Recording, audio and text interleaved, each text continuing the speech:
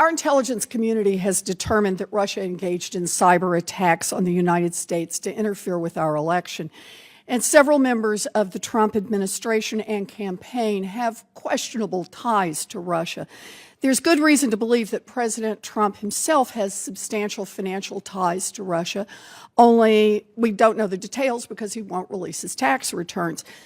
None of this is normal. We're not even 2 months into the Trump administration, and FBI counterintelligence investigations and congressional inquiries have already been launched.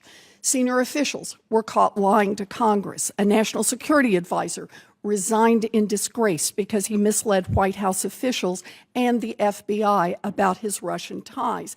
And in the middle of all of this, Donald Trump incredibly continues to consider lifting sanctions against Russia.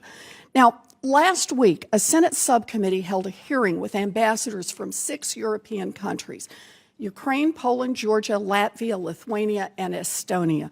4 of these countries are members of the European Union and the NATO alliance.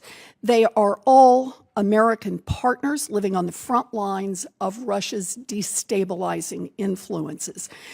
At this hearing, the ambassadors agreed that the United States should not ease sanctions on Russia unless Putin actually makes some changes. So let me start there.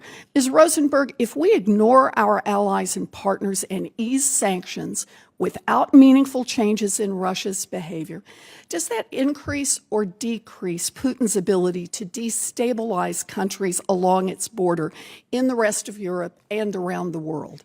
Certainly that would increase it.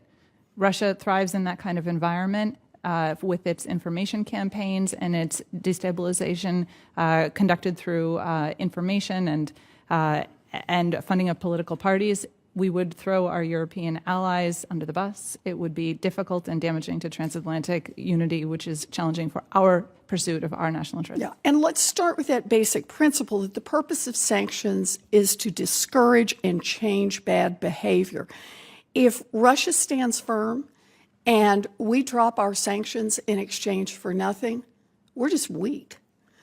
So sanctions work better, as you note, when we coordinate with our allies and our partners. Right now, the United States and the European Union coordinate sanctions on Russia's financial, energy, and defense industries for invading Ukraine's territory and undermining its sovereignty. These sanctions have taken a toll on Russia's economy. The EU's sanctions must be renewed every 6 months, and they did just that, renewing them now until the end of July. Ms. Rosenberg, is it fair to say that it's not easy for the EU to keep doing this, given the close economic ties between Europe and Russia? Yes, I think that's fair to say, and particularly for some more economically exposed countries than others. And yet they keep doing it. Why?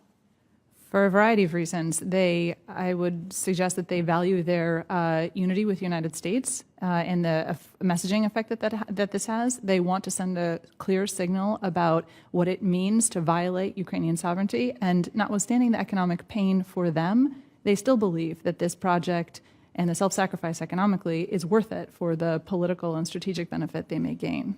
And I understand from what you're saying here that one of our strongest tools against Russia is joint EU-US economic pressure, that this is much stronger if we are working together. But if the United States unilaterally lifts its sanctions on Russia, which of course then encourages the EU to do the same, how effective will US and European efforts be to hold Russia accountable? Well, it may be very difficult to reestablish a united transatlantic front with economic measures towards Russia, particularly given the nationalist political currents that are more prominent now than they were in 2014. So that's one primary problem that will be an impediment. Also, I would just suggest that the U.S. and the EU will lack credibility if they try and do this again, because we look fickle if we impose and then remove, particularly with no behavior change on the part of Russia. Fickle and weak. Congress must be able to review any attempts by this president to roll back our sanctions against Russia. I've co-sponsored legislation that would do just that. We still don't know what's going on with this administration's ties to Russia, but as we wait for the facts to come out, strong congressional oversight is needed to ensure that the President doesn't throw away our leverage against Russia for nothing. Thank you. Thank you, Mr. Chairman. Thank you, Senator.